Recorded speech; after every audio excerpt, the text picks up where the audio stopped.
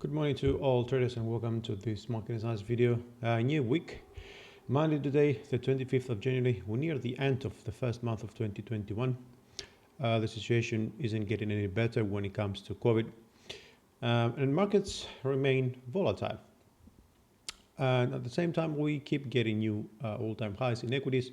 The truth is that on Friday, we had some sort of shift in risk appetite a little bit. As you well know, most countries are getting a lot of criticism about how they handle the coronavirus pandemic. However, and obviously, some countries do better than others in the race to inoculate the population against the coronavirus. Now, the UK, for example, is doing much better because they have vaccinated already 4 million people. But the UK has to worry about the new strain of COVID, okay, because apparently it's now more deadly than originally thought. In the US, however, the rollout remains slow. Now, there is a push from Democrats towards the Republicans to approve. Actually, they need about 10 Republicans to cave in to approve the relief package of Biden before the February 8th, which is Trump's second impeachment. And this is potentially going to allow risk sentiment to improve, because obviously with the relief package there's going to be a lot of some of this 1.9 trillion dollars is going to be some budget dedicated for the vaccine rollout, and this is going to help also the US. But at the moment we are at this situation where the UK is doing much better than the US and other countries, actually, to be more precise. But they also have to deal, as we say, with a new deadly strain, plus the very bad PMI activity, but without having to worry about Brexit uncertainty now, but since we've had actually a deal. Now, in both cases, of course, risk sentiment was evident last Friday.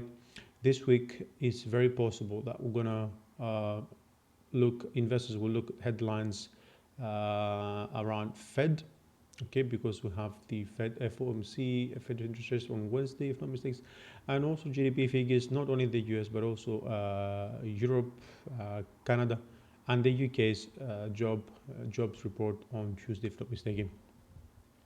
Now, I want to start with the US index, as we always do on Mondays, then we'll go on the S&P and on FTSE. Index, we are correcting in wave 4, in my opinion, as I've been calling for a while now. I see this as a leading diagonal, ABC, ABC, 1, 2, 3, 4, and 5. It's very likely that wave B of this correction is an expanded flat. I say expanded, why? Because if we take into account how big wave 1 is over here, then we are here in the midst of wave 3. Okay, wave 3 is going to move lower. I don't like this structure. That's why I'm looking at wave 3 down here. Yeah. Then we're going to get 4 and 5. That's why I'm looking for an expanded flat. That can take us down to 89.24.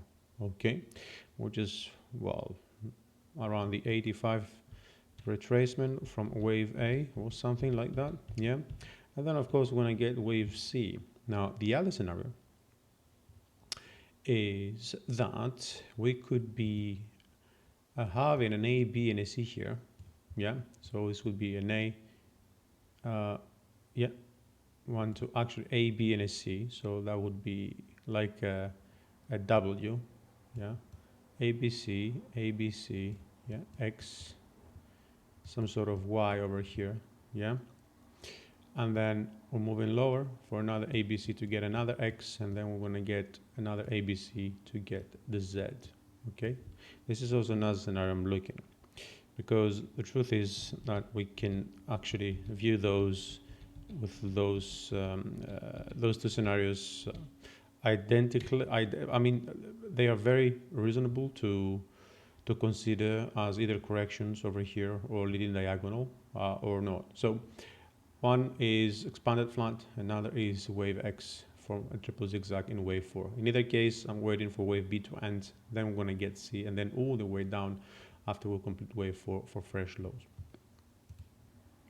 The S&P moved quite well, according to what we've been expecting. Actually, we marked this as wave B, and it looks like to me now we're moving up impulsively. Since also had a nice gap over here, usually this indicates impulses. 1, 2, we're gonna get most likely 3, 4, and then 5. Now, if we take wave 3 and 4 Fibonacci extension, that get us to around 4K. That's the 100 Fibonacci. If we take the wave 1 and 2, now we'll just see now we're looking at wave 3 ending above the 4K. Then most likely we're gonna get wave 4, and then we're gonna get wave 5 anywhere above the 4K and up to 41, 78. I mean, it could extend, but for now, these levels are going to work for the moment. Okay, so this is what I'm looking. It looks to me as well that we are now, this is going to be a multi-structure move on the upside. Okay, so extended wave 3, since wave 1 is not looking extended. And perhaps we're going to get, wave 5 similar to wave 1. That's where I'm looking at 41.78 in the medium term. Now for UK's FTSE, well, I also got two scenarios here, okay, because I was looking at this as the 1, 2, 3, 4, and 5 up to last week or so, yeah. But after this correction over here, because it is corrective, I started looking at this with a different eye. 1, 2, 3, 4 here now, not down here. And I'm looking at this as 1, 2, 3, 4, and a 5 as an open diagonal, okay? Open ending diagonal. And that is purely because we are moving correctively on the downside. So there is no way we finished up here, unless if this is some kind of leading diagonal that I've never seen before.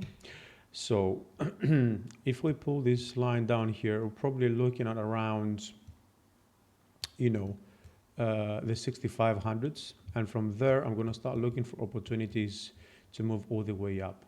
Potentially, and most likely, we're going to get the 7K out. And probably over here is a big wall of short contracts waiting for us. This will be all for today. I hope you enjoyed this video. If you have an alternative scenario in mind or a question, or you picked something, do not hesitate to comment. I'll get back to you as soon as I can. Thank you for watching, and we'll speak again tomorrow.